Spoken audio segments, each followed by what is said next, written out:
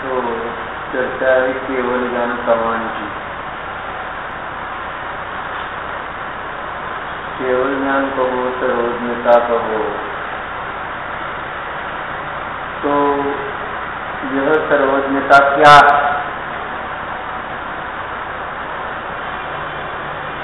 इसकी सिद्धि कर देने पर उस सर्वज्ञता का भाव हासन हमारी पर्याय में हो, इसलिए उसका स्वरूप जिन जिन अपेक्षा से आगम में आया है उस अपेक्षा से समझ रहे हैं। सर्वज्ञता जो हमें पर्याय में उत्पन्न करनी है वह है। तो पहले तो ये बताया गया कि सर्वज्ञता क्या है। तो सामान्य विषय की अपेक्षा से सर्वज्ञता बताते हुए यह कहा गया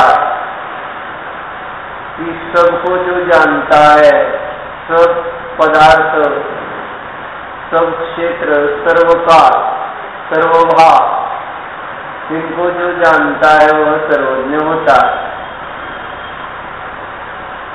अब इसमें भी विशेष बताया जो हमने पढ़ा कि केवली के ज्ञान में भूत, वर्तमान, भविष्य इस प्रकार से काल भेद नहीं होता है, क्योंकि वास्तव में काल, भूत, वर्तमान, भविष्य ऐसा है ही नहीं। वो तो व्यवहार की अपेक्षा से कहा गया है भूत, वर्तमान, भविष्य। यानी जब वर्तमान जो भी होगा उस अपेक्षा से भूत और भविष्य ऐसी संज्ञाएं प्राप्त होती है। तो इसलिए केवली भूत, वर्तमान, भविष्य को जानते हैं, यह भी उपचार है। क्योंकि ऐसा तो है नहीं काल में, भूत, वर्तमान, भविष्य नाम का काल नहीं है।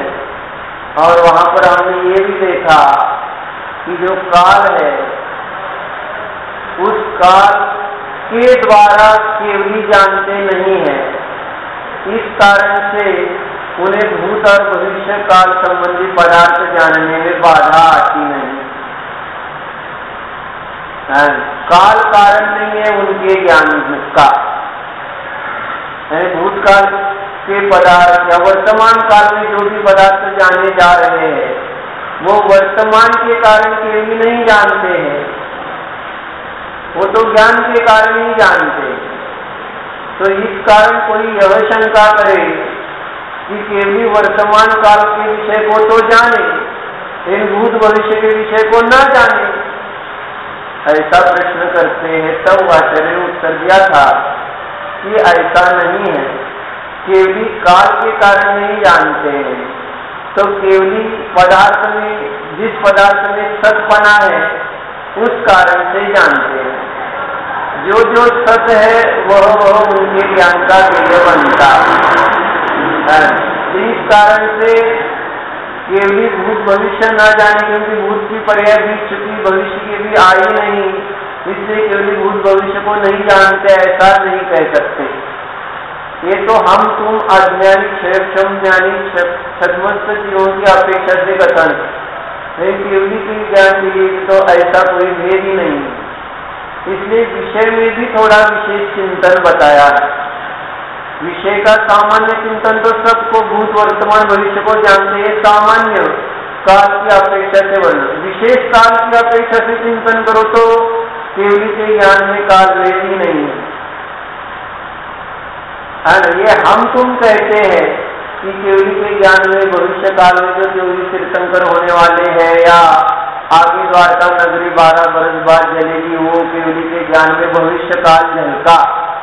ये तो छद्मस्त कहता है भविष्य ज्ञान में आया, लेकिन केवली नहीं कहेंगे कि ये मेरे ज्ञान में भविष्य है, क्योंकि उनके ज्ञान के लिए भविष्य कुछ है नहीं, भूत उनके लिए कुछ है नहीं। जो भी है वह सब सत पदार्थ है।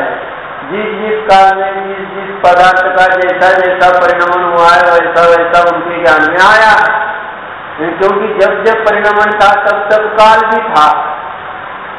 तो वहां पर इस अपेक्षा से विचार करो तो उनके लिए तो कोई काल भूत नहीं है, उनके लिए कोई काल भविष्य नहीं है, सब काल एक समान ही है, क्योंकि काल परिणमन मात्र है। और उस अपेक्षा से विचार करते हुए जब देखा जाता है तो केवली के ज्ञान में सब पदार्थ झलकते हैं, भूत भविष्य के भी, तो उसमें कोई आश्चर्य महसूस नहीं होगा।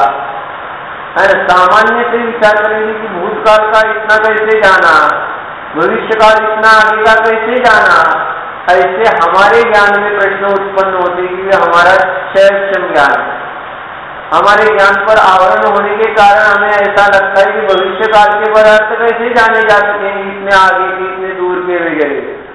लेकिन केवली के लिए वो कोई प्रश्न नहीं खड़ा रहता, क्योंकि उनके ज्ञान के ऊपर आवरण ही नहीं है। और पदार्थ तो निरावरण ही होते हैं, पदार्थ पर तो कभी आवरण आया नहीं और आएगा भी नहीं। जो आवरण था वो ज्ञान पर था, और ज्ञान का आवरण दूर होने के कारण वहां पर पदार्थ जो के त्यों जब जब जो जिस पदार्थ का परिणमन हो रहा है वो उनके ज्ञान में आएगा। क्योंकि हेतु क्या है, सतपना जहां होता है वहां वह केवल ज्ञान का विषय बनता है, यानी ज्ञान का विषय असत बनता नहीं है, सत ही बनेगा। जो सत है वही केवल ज्ञान का विषय बनेगा। इस प्रकार से विषय में भी विशेष बात बता दी है कि केवल ज्ञान माने सर्वज्ञता का स्वरूप क्या है, तो इस प्रकार से। और इसके आगे जाकर भी और बताया कि केवली के ज्ञान में जो राग से संयुक्त भाव होते हैं वे भी उनके ज्ञान के विषय नहीं बनते, है ना। जैसे हम तुम सब जब जानते हैं तो मेरा शरीर मेरा मकान जानते हैं, लेकिन केवली के ज्ञान में इस प्रकार से जो हमारे ज्ञान में राग युक्त पदार्थ के बारे में मेरापन का भाव आया है वह केवल ज्ञान का विषय नहीं बनता, क्योंकि केवली के ज्ञान में तो ऐसा नहीं आएगा, क्योंकि ये तो अज्ञान की कल्पना रहती है मेरे मम और अहम, है ना। और कल्पना माने असत पदार्थ है, और असत पदार्थ केवल ज्ञान का विषय बनेगा नहीं, इसलिए मेरा मकान यह केवल ज्ञान का विषय बनता नहीं। ये तो केवल छद्मस्त रागी जी ही जान पाएगा, वो भी कल्पना से, है ना, क्योंकि कल्पना से अज्ञानी जीव कुछ भी जानता। तो उस प्रकार से केवल ज्ञान का विषय जो है वह मेरा मकान या तुम्हारा मकान इस प्रकार से नहीं जानने में आता है। तो इसके आगे और बताया कि केवली जब किसी पुद्गल पदार्थ को जानते हैं तो वहां पर हम तो सामान्य कहेंगे सबको जान रहे हैं, तो कहते हैं कि केवली स्कंद रूप परिणमन नहीं जान रहे हैं, परमाणु को ही जान रहे हैं।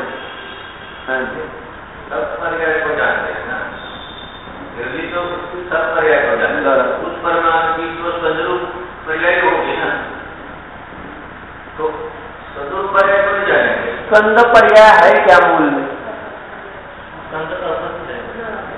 स्कंद होता है क्या? दो या अधिक परमाणु का, ये तो ये स्कंद पड़ा है, ये सब हमें इकट्ठा होकर स्कंद, लेकिन ये हर टुकड़ा अलग अलग है ना, तो केवल इसको अलग अलग ही जानते हैं। हम कह रहे हैं एक तार केवल को एक एक परमाणु अलग ही अलग दिख रहा है। दो द्रव्यों की मिलकर एक पर्याय जिन धर्मों में मानी नहीं है, मानी है क्या? दो द्रव्य की एक पर्याय होती है क्या? दो द्रव्य नहीं, तो स्कंदों में दो द्रव्य है कि एक द्रव्य? अनंत द्रव्य, हाँ दो द्रव्य अनंत। तो अनंत द्रव्य की मिलकर एक पर्याय होती है क्या?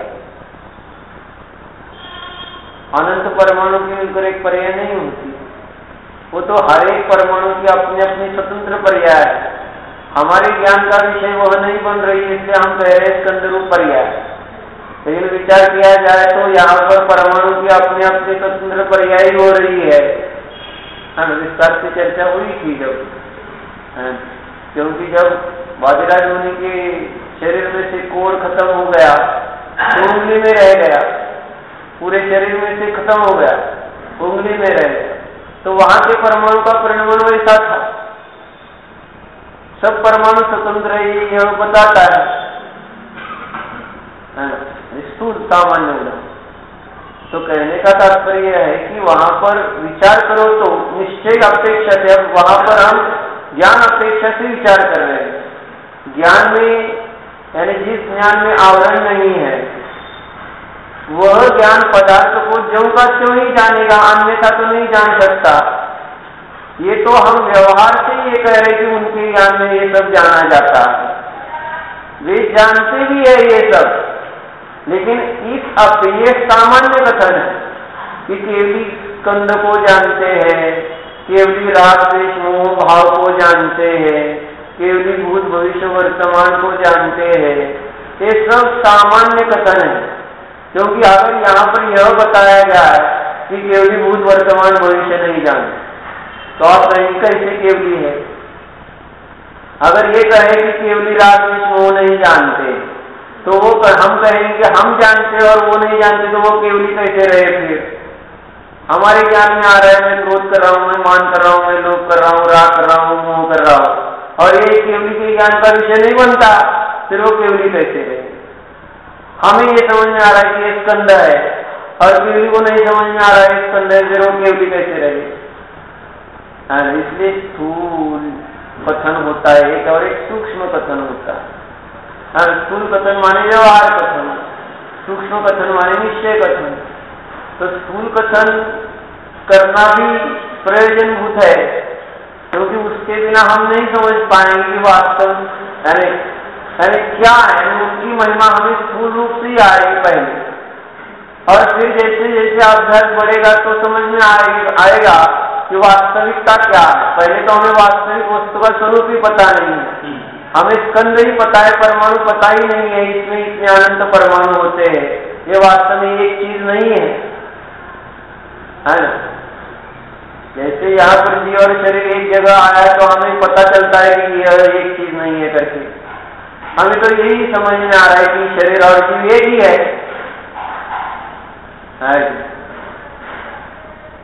तो इसी प्रकार जब हम केवल ज्ञान को भी देखना चाहते तो उसी दृष्टि से देखना चाहते कि केवली भी दो चीजों को एक करके ही देखें। हम स्कंद को देख रहे हैं तो उनको भी स्कंद ही दिखना चाहिए। हमारी दृष्टि में स्कंद, तो हमारी दृष्टि जैसे अब मुझे चश्मा नहीं है, आपको चश्मा,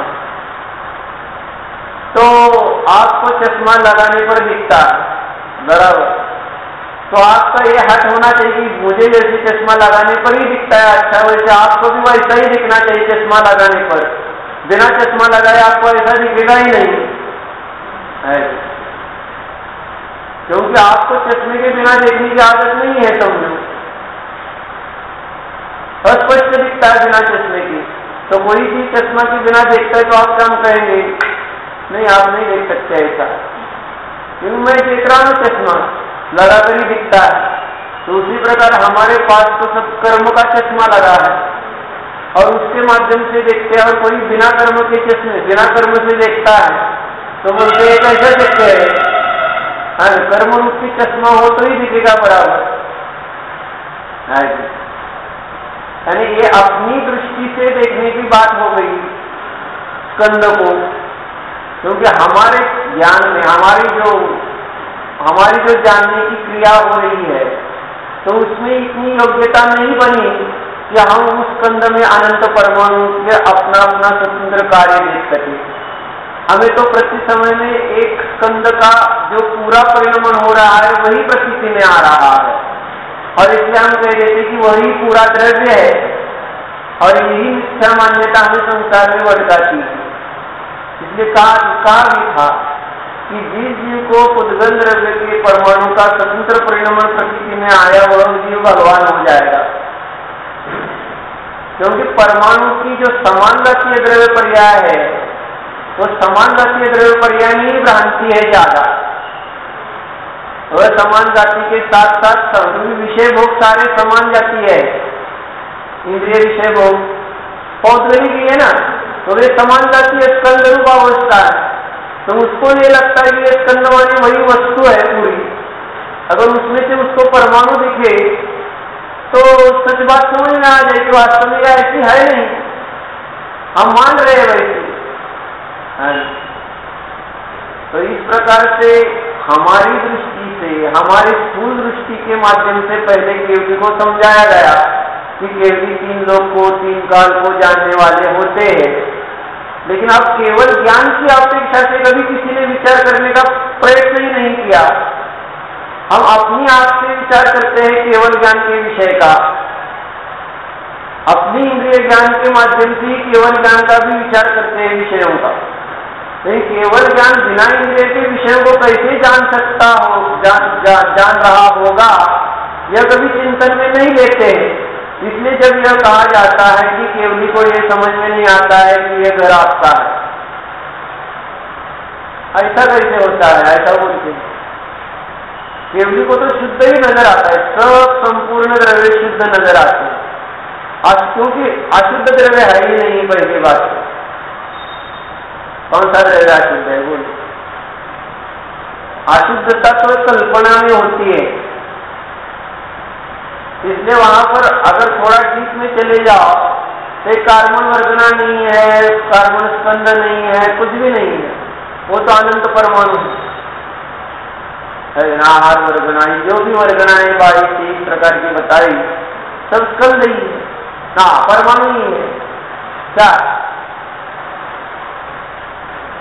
लेकिन हमें लगता है स्कंद है, फिर उनको कर्मण शरीर बनता है, फिर औदारिक शरीर बनता है, वैतरिक शरीर बनता है, तेजस शरीर बनता है।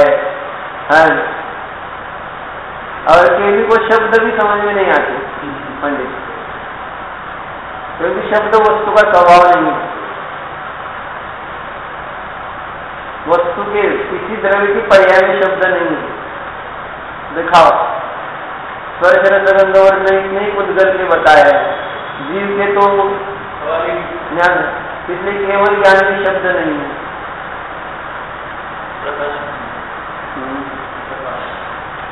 प्रकाश आदि तो प्रश्न ही नहीं। तो ये स्पर्श रस गंध वर्ण शब्द मुख्य रूप से देखे जाते हैं उद्गल बोले तो, क्योंकि हमारा संबंध इन 5 से आता है ना, शब्द स्पर्श रस गंध वर्ण। तब वहां विचार करते हैं तो शब्द कहाँ है, शब्द का वजूद कहाँ है? भाषा वर्गना कहो तो वो भी अनंत परमाणु है, लेकिन ये कठिन महसूस होगा ऐसा कैसे, यानी पूरा वस्तु स्वभाव ही खत्म हो जाएगा ऐसा लगता नहीं। वस्तु स्वभाव ठीक समझ रहे हैं वास्तव में, यानी ज्यों का क्यों देख रहे हैं, और ज्यों का क्यों देखना ही सम्यक दर्शन का कारण है।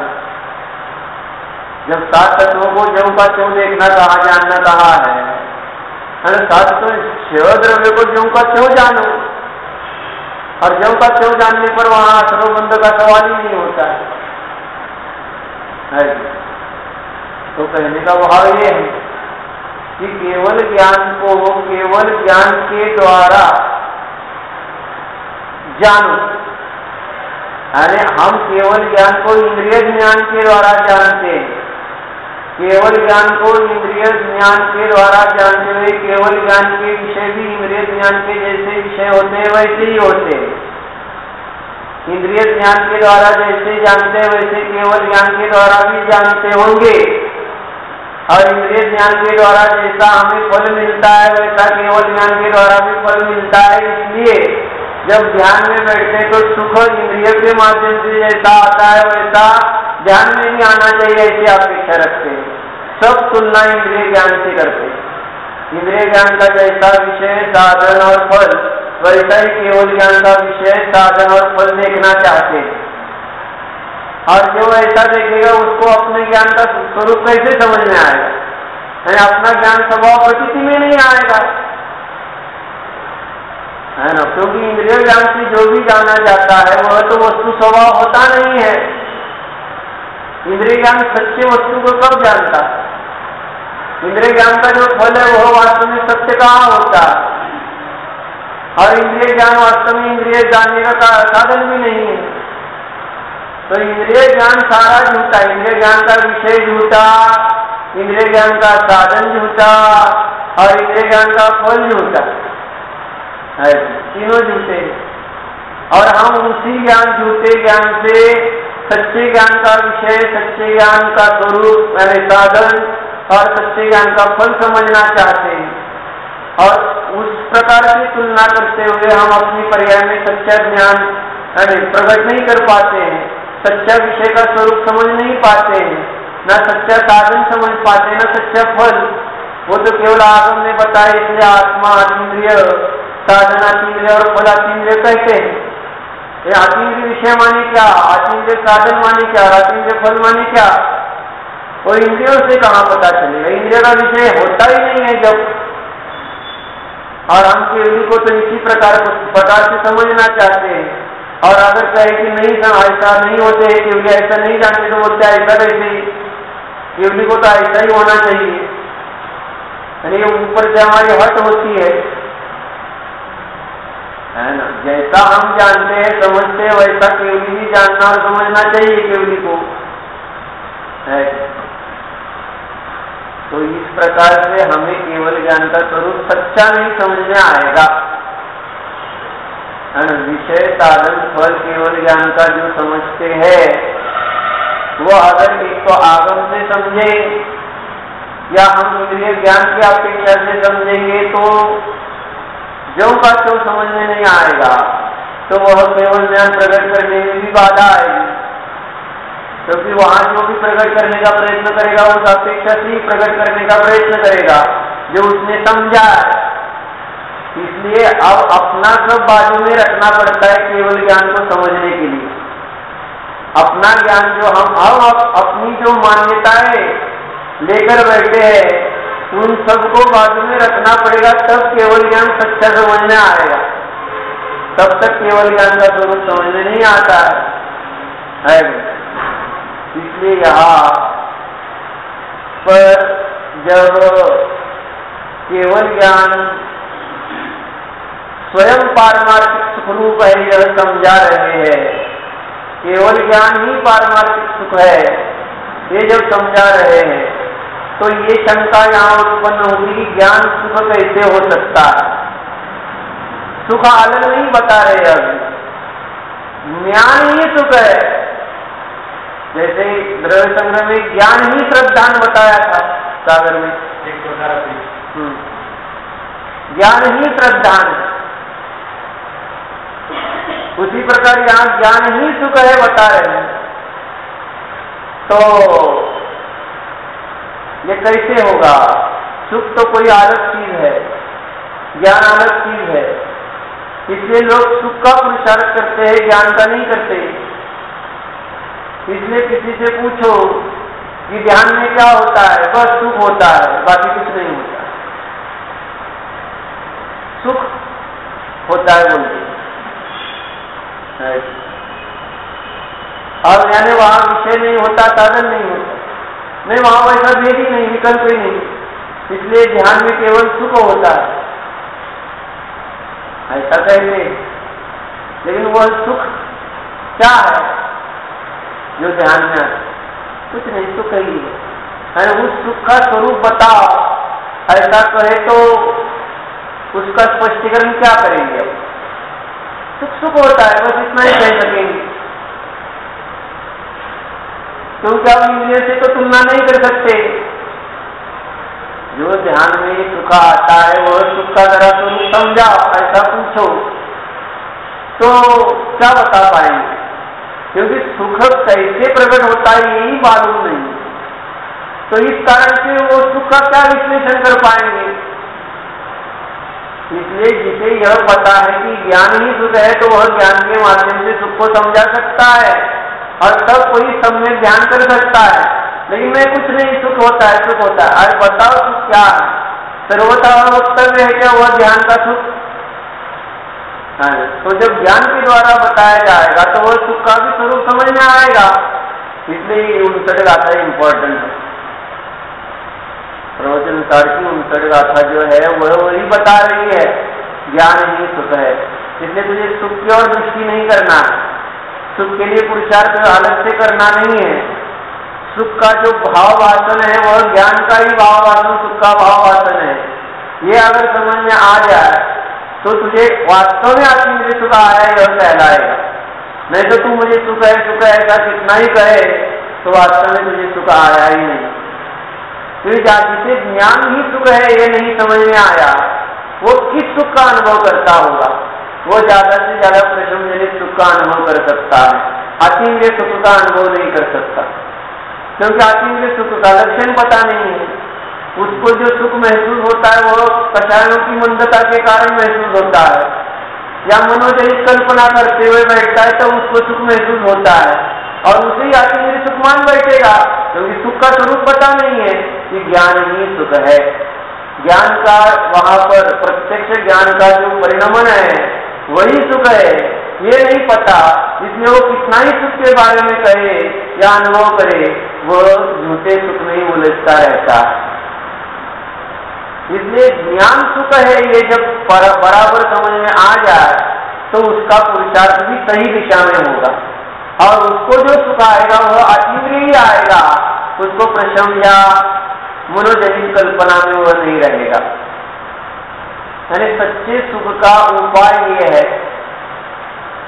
अतीन्द्रिय ज्ञान, अतीन्द्रिय प्रत्यक्ष ज्ञान, जिसके यहाँ प्रत्यक्ष अतीन्द्रिय प्रत्यक्ष ज्ञान में जो आत्मा विषय बनता है वही सुख है। तो इस प्रकार से ध्यान में, ध्यान क्या है ये पूछो तो उसका जवाब भी यही है 59 ध्यान क्या है बताओ हम, ऐसा कोई पूछे तो ध्यान माने ज्ञान का परिणमन, जो ज्ञान का सुखरूप परिणमन वही ध्यान है। निरपेक्ष ज्ञान जो आत्मा को लक्ष्य करके परिणमन करता है वही ध्यान है। विषय की अपेक्षा से, फल की अपेक्षा से ध्यान का लक्षण, तीनों अपेक्षा से ध्यान का लक्षण, जो ज्ञान, जो अतीन्द्रिय ज्ञान आत्मा को विषय करके परिणमन करता है वही ध्यान है। जो जिस अतीन्द्रिय ज्ञान, जो अतीन्द्रिय ज्ञान का परिणमन सुखरूप है वही ध्यान है।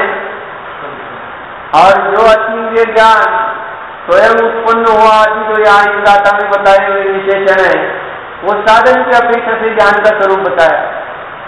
इसलिए ज्ञान साधन, ज्ञान विषय, ज्ञान फल,